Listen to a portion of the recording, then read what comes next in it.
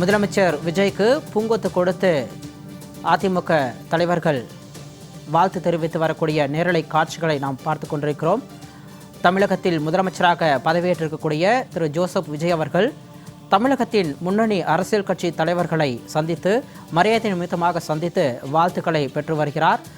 அந்த வகையில் இன்று ஐயுஎம்எல் மற்றும் காங்கிரஸ் கட்சி தலைவர்களை அவர்களது அலுவலகங்களுக்கு சென்று நேரில் சந்தித்து வாழ்த்து பெற்ற நிலையில் தற்பொழுது சென்னை எம்ஆர்சி நகரில் உள்ள அதிமுக முன்னாள் அமைச்சர் சி.வி. சண்முகம் அலுவலகத்திற்கு நேரில் வருகை தந்து அங்கு இருக்கக்கூடிய அதிமுக தலைவர்களையும் சந்தித்திருக்கிறார். அவருடன் கட்சி தொண்டர்களும் முக்கிய தலைவர்களும் புகைப்படம் எடுத்து மகிழக்கூடிய காட்சிகளை நாம் நேரலையில் பார்த்து கொண்டிருக்கிறோம். கூடுதல் விவரங்களோடு எமது தலைமை செய்தியாளர் எழிலரசன் இணைப்பில் இருக்கிறார். வணக்கம் எழிலரசன்.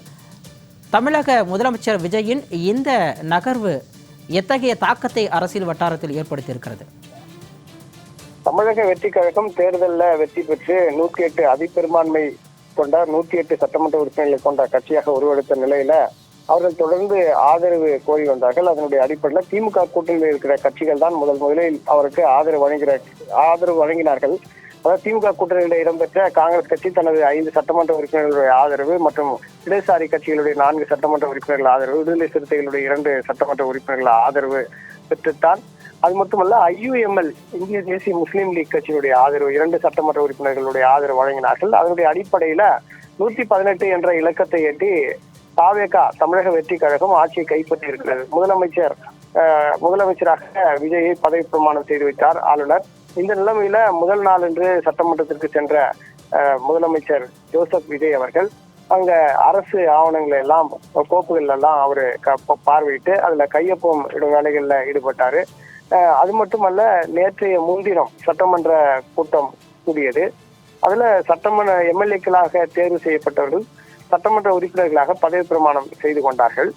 இந்த நிலைமையில அன்று நேற்று தமிழகத்தினுடைய முன்னாள் முதலமைச்சர் எதிர்கட்சி தலைவர் ஸ்டாலின் அவர்கள் மற்றும் நாம் தமிழர் கட்சியினுடைய தலைமை ஒருங்கிணைப்பாளர் சீமான், பாமக தலைவர் அன்புமணி ராமதாஸ் மற்றும் மதிமுக பொதுச் செயலாளர் வைகோ போன்ற தலைவர்களையும் விஜய் அவர்கள் சந்தித்திருந்த நிலைமையில இன்றைக்கு இன்னும் பல முக்கிய தலைவர்களை அவர் சந்திக்க திட்டம் வைத்திருந்தார். அதனுடைய அடிப்படையில தங்களது கட்சிக்கு தாவேக ஆட்சி அமைக்க ஆதரவு வழங்கிய ஐயுஎம்எல் கட்சியினுடைய தலைவர்களை அவரது இல்லத்துல மண்ணடிக்க போய் அந்த அவருடைய அலுவலகத்துல சந்தித்து விட்டு அவருடைய வாழ்த்தையும் பெற்று வந்திருக்கிறார்.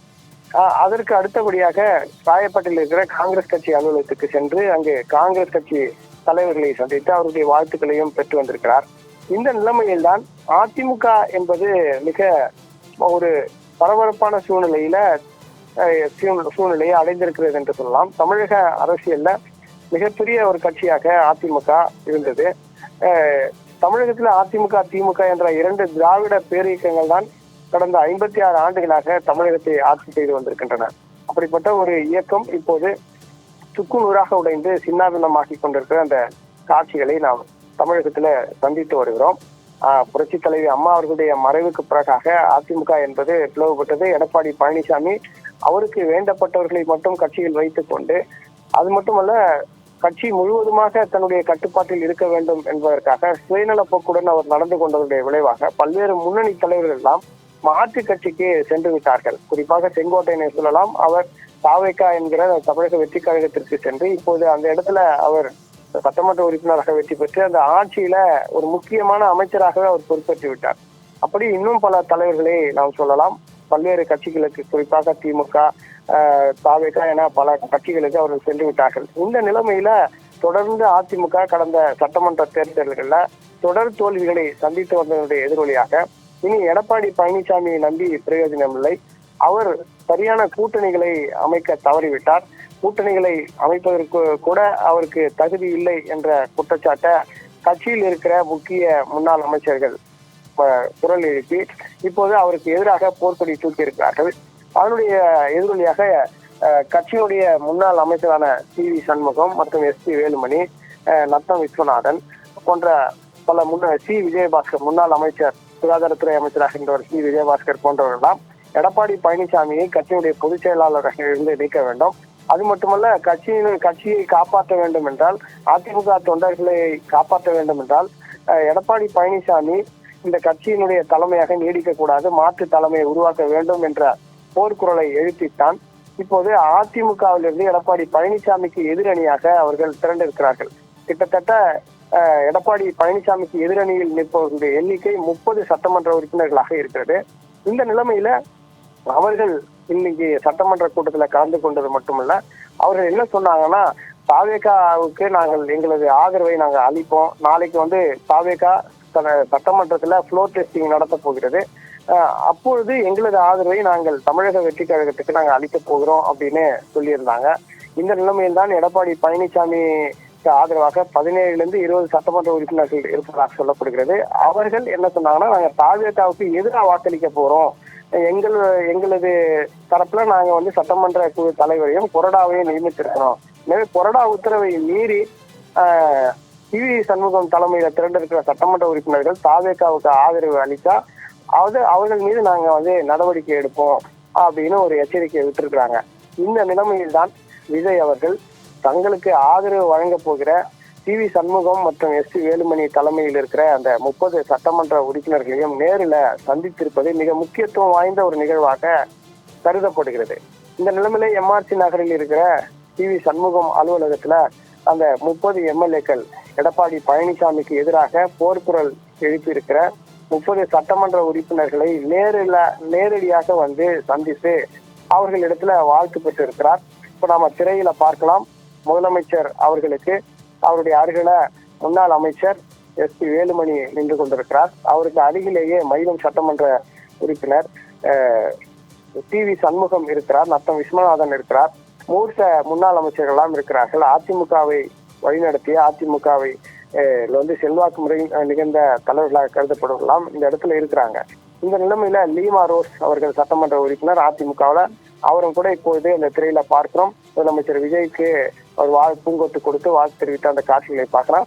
இந்த 30 சட்டமன்ற உறுப்பினர்கள் ஒவ்வொருவராக முதலமைச்சர் விஜய்க்கு மலர் கொத்து கொடுத்து அவர்கள் வாழ்த்துக்களை பரிமாறிக்கொண்டிருக்கிற அந்த காட்சிகளை எல்லாம் நாம் பார்க்க முடிகிறது.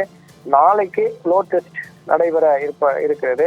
அதாவது முதலமைச்சராக பொறுப்பேற்று இருக்கிற விஜய் அவர்கள் தன் கட்சிக்கு இருக்கிற அந்த பெரும்பான்மையை அவர் சட்டமன்றத்துல நிரூபிக்க வேண்டிய கட்டாயத்துல இருக்கிறார். அதாவது 118 சட்டமன்ற உறுப்பினர்கள் அவருக்கு ஆதரவு கொடுத்திருந்தாலும் கூட அதை அதிகாரப்பூர்வமாக சட்டமன்றத்துல நிரூபிக்க வேண்டிய சூழல் இருக்கிறது என்ற காரணத்தினால அவர் இதை வெறும் ஒரு கர்த்தசி மீட்டாக, அதாவது மரியாதை நிமித்தமான சந்திப்புகளாக இதை நடத்துகிறேன் என்று சொன்னாலும் கூட, ஆனால் இது ஒரு அரசியல் நுட்பம் நிறைந்த ஒரு சந்திப்பாகவும் இதை நாம் எடுத்துக்கொள்ளலாம். ஏனென்றால் எதிர்வரிசையில் இருக்கிற தலைவர்களை கூட அவர் நேரில் சென்று சந்தித்திருப்பது அந்த தலைவர்கள் மத்தியில ஒரு நெகிழ்ச்சியையும் ஒரு இலகுவான ஒரு மன உணர்வையும் ஏற்படுத்தி இருக்கிறது. எனவே விஜய் தலைமையிலான இந்த அரசு நீடிக்க வேண்டும் என்று எதிர்கட்சி கூட்டணியில் இருக்கிற தலைவர்கள் கூட தொடர்ந்து பேட்டி கொடுத்து கொண்டிருக்கிற அந்த சூழ்நிலையை நாம் பார்க்க முடிகிறது. எதிர்கட்சி வரிசையில் இருக்கிற தலைவர்களை கூட தமிழக முதலமைச்சராக விஜய் அவர்கள் நேரில் சந்தித்து இருப்பது ஒரு அன்பு பாராட்டுகிற நிகழ்வு மட்டுமல்ல, ஒரு அரசியல் நகர்வாகவும் இதை நாம் எடுத்துக்கொள்ள முடியும். அந்த வரிசையில் தான் இப்போது அதிமுகவினுடைய எதிரணியாக இருக்கிற, அதாவது எடப்பாடி பழனிசாமிக்கு எதிராக போர் முழக்கம் எழுப்பியிருக்கிற, எதிர்குரல் எழுப்பியிருக்கிற அந்த சட்டமன்ற உறுப்பினர்களை நேரில் சந்தித்து இருப்பது மிக முக்கியத்துவம் வாய்ந்த ஒரு நிகழ்வாக பார்க்கப்படுகிறது. சட்டமன்றத்துல தனக்கு முழு ஆதரவு கிடைக்க வேண்டும். அவர்கள் எதிர்கட்சியாக இருந்தாலும் சரி, அவர்கள் கூட்டணி கட்சியாக இருந்தாலும் சரி, அவர்களுடைய ஆதரவு தனக்கு தேவை. அந்த அடிப்படையில அனைவருடைய ஆதரவுடன் இந்த அரசை, தன் தலைமையிலான இந்த அரசை அவர் காபந்து செய்து அதை நடத்த வேண்டும் என்று அவர் திட்டமிட்டிருக்கிறார். அதனுடைய அடிப்படையில அவருக்கு இது போன்ற சந்திப்புகள் நிச்சயம் கை கொடுக்கும். எதிராளியை கூட நேரில் சென்று சந்திக்கும் போது அவர்கள் ஆதரவு வழங்கி விடுவார்கள், அன்புக்காரம் நீட்டி விடுவார்கள் என்ற உணர்வு தற்போது ஏற்பட்டிருப்பதை நாம் புரிந்து கொள்ள முடிகிறது. அதிமுகவுக்கு, அதாவது சி.வி. சண்முகம் மற்றும் எஸ். வேலுமணி தலைமையில உருவாகி இருக்கிற இந்த புதிய அதிமுகவில் மற்றொரு அணியாக இருக்கிற இந்த அணி வெளிப்படையாகவே அறிவித்து விட்டார்கள். சட்டமன்றத்துல முதலமைச்சராகிற விஜய் அவர்களுக்கு எங்களது ஆதரவு இருக்கும். ஃப்ளோர் டெஸ்டிங் நடக்கும்போது, சட்டமன்றத்துல வாக்கெடுப்பு நடத்தும் போது நாங்கள் அவருக்கு ஆதரவு அளிப்போம் என்று அவர்கள் தெரிவித்திருக்கிற இந்த நிலைமையில விஜய் அவர்கள் அந்த தலைவர்களை நேரடியாக சந்தித்திருக்கிறார் என்பதை நாம் புரிந்து கொள்ள முடிகிறது.